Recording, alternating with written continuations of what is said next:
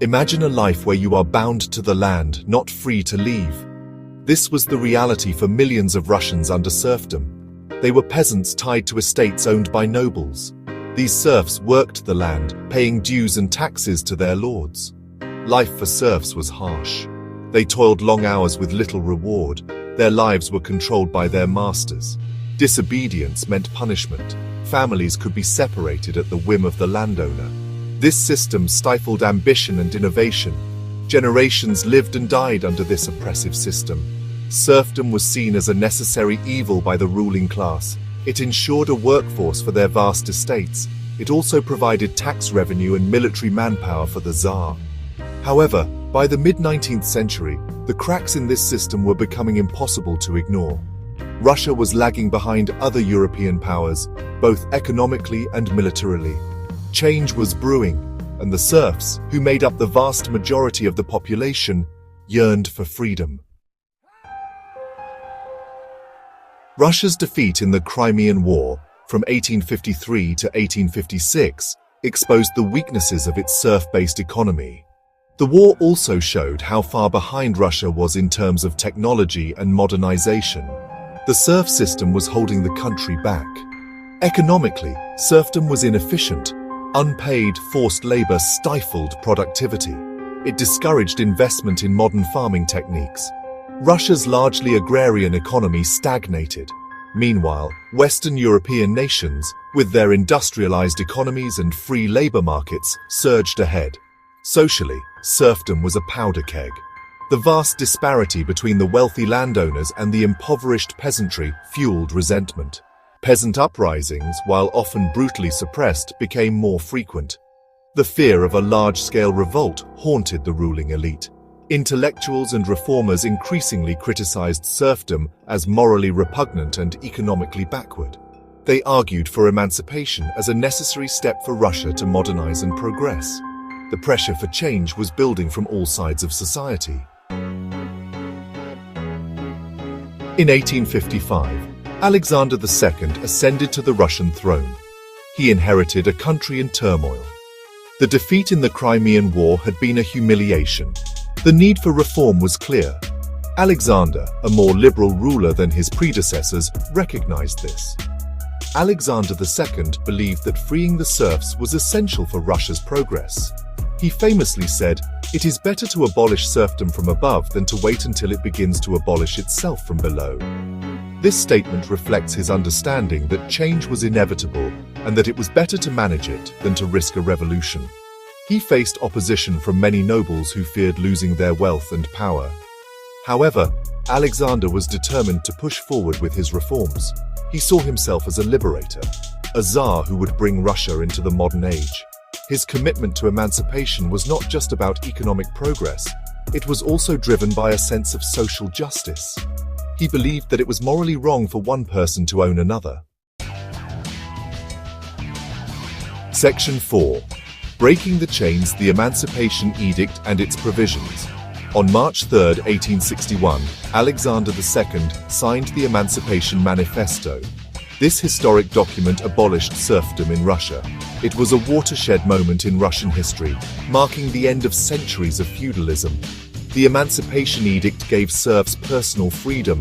They were no longer bound to the land or their former masters. They could now own property, marry freely, and pursue their own livelihoods. However, the emancipation was not without its limitations. While serfs were freed from personal bondage, they were not simply given land. They had to purchase the land they had worked for generations. This was a huge burden on the newly emancipated peasants. The government provided loans to help peasants buy land, but these loans came with high interest rates. This meant that many peasants were trapped in a new form of debt. They were free in the eyes of the law but still economically tied to the land.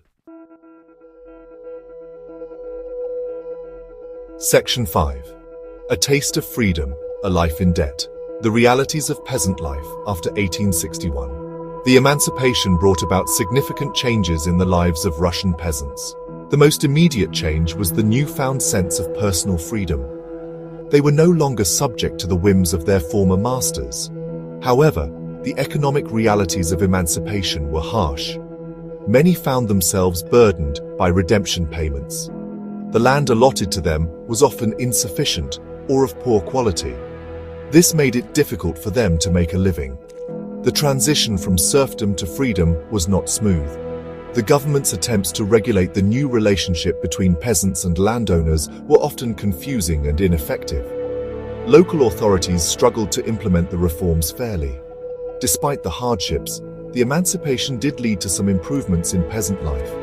Literacy rates gradually increased as children were able to attend school. Some peasants were able to move to cities and find work in the growing industrial sector. Section 6. New masters, old problems, the persistence of inequality. While the emancipation was a significant step towards modernizing Russia, it did not erase the deep-seated inequalities that plagued Russian society. The nobility retained much of its wealth and influence. The landowning class, though they had to cede some land, remained economically and politically powerful. They often used their influence to ensure that the terms of emancipation favored them. Peasants, now tied by debt and limited opportunities, found themselves dependent on their former masters for work and loans. This created a new form of dependency, replacing legal serfdom with economic servitude. The emancipation, while intended to pacify the peasantry, also fueled new grievances. The inequities of the redemption payments, the land shortages, and the continued influence of the landed gentry created resentment and unrest. Section 7. Seeds of Revolution, Emancipation, and the Long Road to the 20th Century. The emancipation of the serfs in 1861 was a pivotal event in Russian history. It marked the beginning of Russia's long and tumultuous journey towards modernization. While it brought an end to the archaic system of serfdom, it also exposed and exacerbated existing social and economic inequalities. The hopes for a truly free and prosperous peasantry were largely unfulfilled. The burden of redemption payments, land shortages, and the continued dominance of the landed gentry created new forms of dependency and fueled social unrest. However, the emancipation also sowed the seeds of change. It led to the growth of a rural proletariat, which would later play a significant role in the revolutionary movements of the early 20th century. The ideals of freedom and equality, though imperfectly realized, took root in the minds of the Russian people. The emancipation of the serfs was not a revolution, but it was a tremor that shook the foundations of Tsarist Russia. It set in motion a chain of events that would culminate in the revolutions of 1905 and 1917, ultimately leading to the downfall of the Tsarist regime and the rise of the Soviet Union.